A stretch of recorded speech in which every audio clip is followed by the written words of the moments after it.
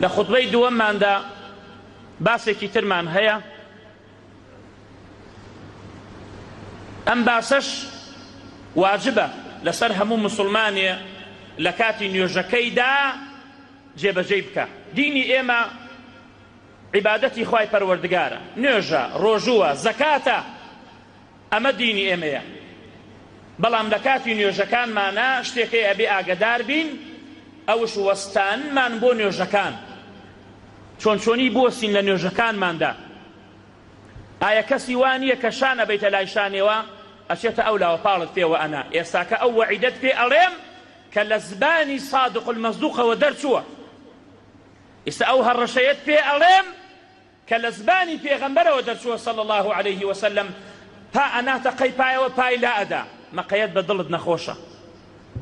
ئەوە مەسئلەیەکی واجبە لە لای عولەما، لە لای زۆربەی عولەما ئەو مەسئلەیە واجبە.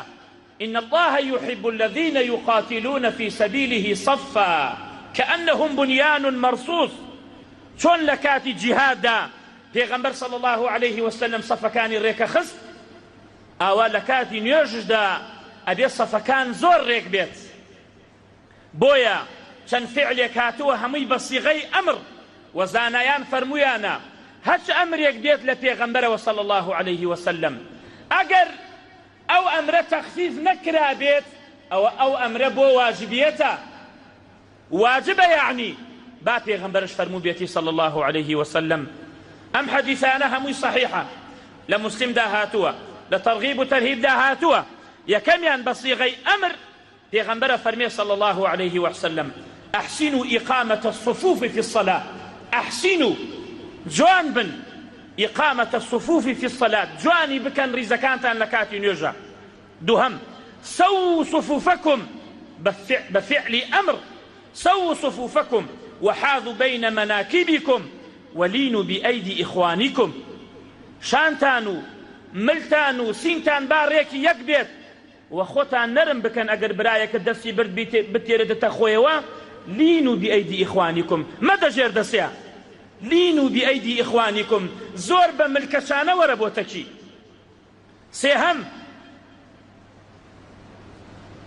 ئەفەرمێت سدوا الخلل فإن الشيطان يدخل فيما بينكم بمنزلة الحذف. بۆشایی لە بینتانە مەیەلن، والله من شەیتان ئەبینم لە بینتانە وەکو کارە کۆرپەیە کە گۆشتی نەبێ و کلیکی نەبێت. ئەوە پێغەمبەرە فەرمێ صلی الله عليه وسلم لە تەرغیب و تەرهیبدا 491.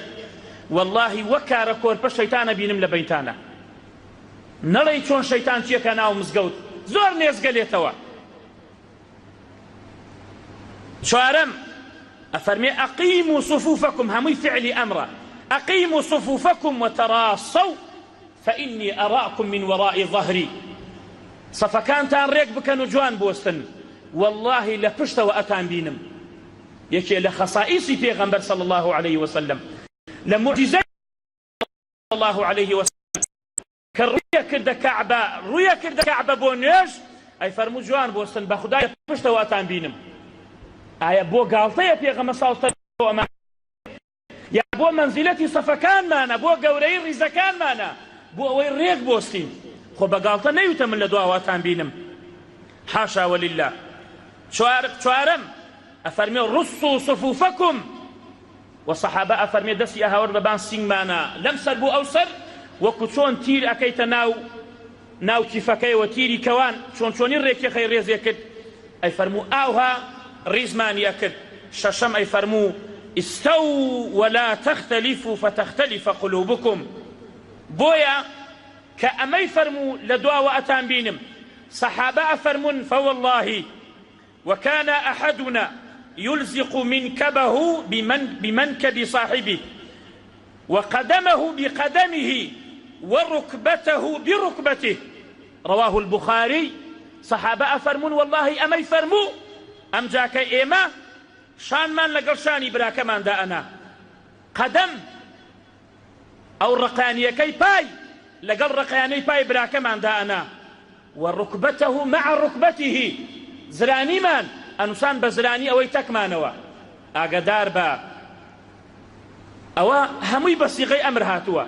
پێغەمبەر صلی الله عليه وسلم وفضل بۆ خوای گەورە و میهرەبان زۆر مزگەوت گەڕاوین، هیچ مزگەوتێک وەکو ئەم مزگەوتنی الحەمدولله بۆ ڕێک و پێچی، بەڵام خەلەل هەر هەیە، هەوڵ بدەن نەمێنێت، عەزێتی یەکتری مەدەن، تەنگ لە یەکتری هەڵمەچنن، بەڵام شان لەگەڵ شانە و پێش لەگەڵ پێیە، بۆشی مەهێڵن.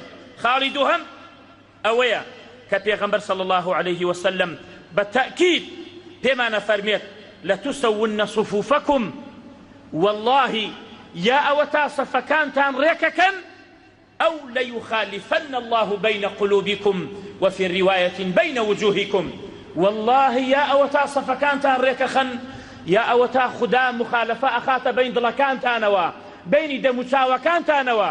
والله کەسێک ئەهلی سونە بێ، کەسێک نێتە تەکێوە نەوەستێ، هەلە خۆی وشت هەڵەگرێ بەرامبەری. ولا تنازعوا فتفشلوا وتذهب ريحكم، والله یا سەفەکانتان ڕێکەخەنەی فەرموو، یا ئەوە تا خدا مخالفە ئەخاتە بین دڵەکانتانەوە. یا بە سیغەی نەهی هاتووە پێغەمبەر صلی الله عليه وسلم ئەفەرمێت لا تذروا فرجات للشيطان، جێ نەهێڵن بۆ شەیتان بێتە بینتانەوە. لا تختلفوا، بەلای ناهیە اختلاف مەبن فتختلف قلوبكم، دوایی مخالفە ئەکەوێتە دڵەکانتانەوە.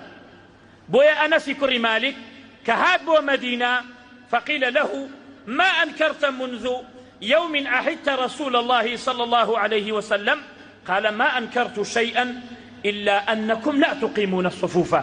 والله هيش إنكاري نتا نكدو لشاري مدينة كهاتم لو روجيك أبدو بإيمان پیغمبر صلى الله عليه وسلم إلا إنكاريم لوتان ليه صفكان تان ريكناكن بتكيك وناوستن فضلي زور براكانم صفر يخستن بتواني بوشاية بروا بكي أما أجركانيتي پیغمبر فرمي صلى الله عليه وسلم من وصل صفا وصله الله، هر کسی بوشایی لبین هبه بیگینه بپای و بشانی وصله الله، خواه رحمتکی پیگینه.